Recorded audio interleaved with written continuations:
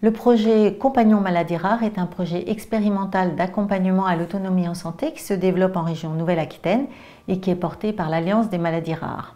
Dans les maladies rares, nous avons la chance d'avoir eu 3 plans nationaux maladies rares qui ont permis de structurer l'expertise médicale et d'avoir un bon maillage territorial. Il manque néanmoins à cette prise en charge de qualité la dimension accompagnement, surtout dans les maladies rares, parce que ce sont des maladies chroniques qui durent toute la vie, complexes, et qui sont aussi très difficiles à diagnostiquer, ce qu'on appelle l'errance diagnostique, qui dure parfois plusieurs années. Depuis plusieurs années, l'Alliance Maladies Rares et les associations militent pour un droit à l'accompagnement, et en particulier, on rêve à l'Alliance de voir émerger une génération de patients experts, de patients qui pourraient intervenir à la fois aux côtés des malades, comme c'est le cas dans ce projet Compagnon Maladies Rares, mais aussi aux côtés des professionnels de santé et aux côtés des pouvoirs publics également. Je trouve que cette expérience des compagnons maladies rares rejoint le travail autour de l'éducation thérapeutique du patient, c'est-à-dire que l'échange entre pairs est quelque chose d'absolument essentiel. On a besoin dans les maladies rares également de s'appuyer sur ce savoir entre pairs et je dirais que ça rassure et ça réassure pour pouvoir commencer à vivre avec une maladie rare. J'ai été tout de suite aiguillée sur des démarches que je pouvais faire pour pouvoir me soulager. La reconnaissance de l'ALD qui m'était dans un premier temps refusée.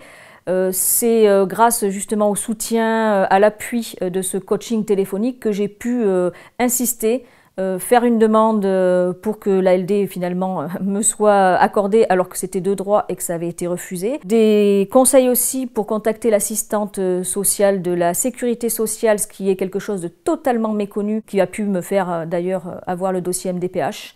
Avec la reconnaissance travailleurs handicapés, avec toujours des bons conseils. Ce qui m'a semblé vraiment intéressant dans ce projet des compagnons maladies rares et ce qui m'a donné envie d'y participer, c'est que la présence des patients ressources dans le système de soins, elle est de plus en plus essentielle. Enfin, on s'accorde à le dire, dans le champ de la maladie chronique en particulier. Mais a fortiori dans le domaine de la maladie rare, c'est peut-être encore plus essentiel qu'ailleurs, cette participation des patients ressources, parce que dans la maladie rare, on sait bien que le diagnostic est parfois très long avant d'être posé, donc il y a souvent un peu une errance de la part des patients, et puis des ruptures de soins, des ruptures de confiance aussi dans le système de soins, dans les professionnels de santé, et je pense là que les patients ressources, des personnes qui sont elles-mêmes directement concernées par la maladie rare et qui ont eu à faire ce parcours du combattant, si on peut dire, peuvent vraiment aider les autres et avoir une fonction très, très rassurante et porteuse d'espoir. Donc vraiment, ça me semble essentiel de soutenir cette initiative et de la développer. Quand on pense aux patients ressources ou aux compagnons maladies rares, on pense en premier lieu à ce qu'ils vont apporter à d'autres patients. Moi, je voudrais insister sur le fait qu'ils apportent aussi énormément aux soignants et que d'une certaine manière, ils sont formateurs pour les soignants. Et ils viennent modifier souvent de façon assez importante le regard que les soignants portent sur les patients et la relation que du coup les soignants vont instaurer avec les patients qu'ils soignent. Beaucoup de ces maladies rares sont chroniques et donc il va falloir se projeter dans le temps, dans l'avenir. Ça, c'est quelque chose qui est difficile pour les malades, l'anticipation de l'avenir, l'augmentation des difficultés. Et c'est un niveau d'incertitude qui peut être vécu difficilement au quotidien par ceux-ci. Toutes ces problématiques nécessitent un accompagnement particulier. Individualisé, on a tendance à parler d'individualisation du parcours de soins, de simplification de ce parcours de soins. Et pour avoir un parcours de soins individualisé et simplifié, il faut que la personne soit actrice de son propre parcours, d'où l'importance de différents dispositifs, les compagnons maladies rares bien évidemment, qui permettent d'avoir le regard d'une personne qui est elle-même concernée par une maladie rare, donc d'avoir un discours qui est différent, un vécu, des sensations qui peuvent être partagées et qui peuvent aider le malade concerné à appréhender au mieux sa maladie, son diagnostic et son devenir. Le but, c'est évidemment d'arriver à mieux vivre sa maladie au quotidien, à pouvoir avancer malgré tout dans sa vie, globale, hein, pas que la vivre au travers de la maladie, et pouvoir finalement avancer et faire quelque chose de son quotidien.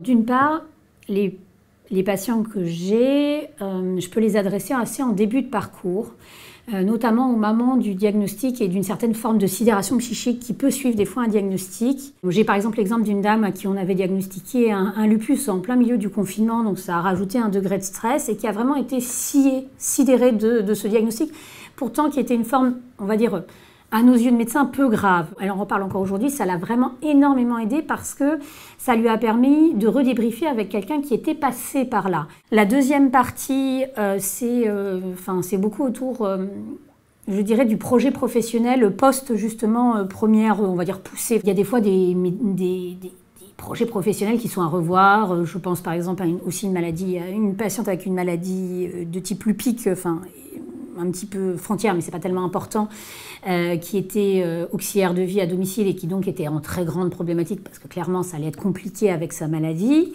Et c'est vrai que le dialogue avec moi était sur ce sujet pas facile parce que j'étais celle qui tenait l'arrêt de travail. Donc c'était difficile pour elle de dire qu'elle pouvait avoir un projet professionnel parce que je pense qu'elle avait peur que je la remette trop tôt au travail. Et pareil, je crois que le dialogue avec quelqu'un qui a traversé ça, beaucoup moins médical et peut-être moins dans le pouvoir, dans l'évaluation un peu plus rigide, entre guillemets, de est-ce que la personne est apte à travailler ou pas. Elle a pu rediscuter de qu'est-ce qu'on peut faire, est-ce qu'on peut se reconvertir, quelles sont les possibilités. D'une part, les compagnons ont l'expérience de la maladie, comprennent donc la complexité de cette maladie, ont été formés pour un accompagnement de qualité, donc ont cette compétence, et associé à tout ça une disponibilité, puisqu'ils peuvent éventuellement se rendre au domicile des personnes qui en font la demande, pour faciliter justement l'accès à cet accompagnement, à ce soutien. Et puis je dirais également que contrairement au programme d'éducation thérapeutique, les compagnons peuvent intervenir en amont même du diagnostic, alors que les programmes d'ETP sont dédiés spécifiquement aux maladies chroniques diagnostiquées. Pour cette expérience des compagnons maladies rares, moi j'aspire à ce que cette expérience puisse être déclinée dans d'autres régions. C'est quelque chose qui est important. Et surtout qu'elle quitte, je dirais, l'expérimentation et l'innovation de façon à ce que cette expérience devienne un peu la norme. Les retours d'expérience que nous avons de ce projet compagnon sont tout à fait positifs et montrent qu'il comble vraiment les besoins d'accompagnement des personnes atteintes de maladies rares.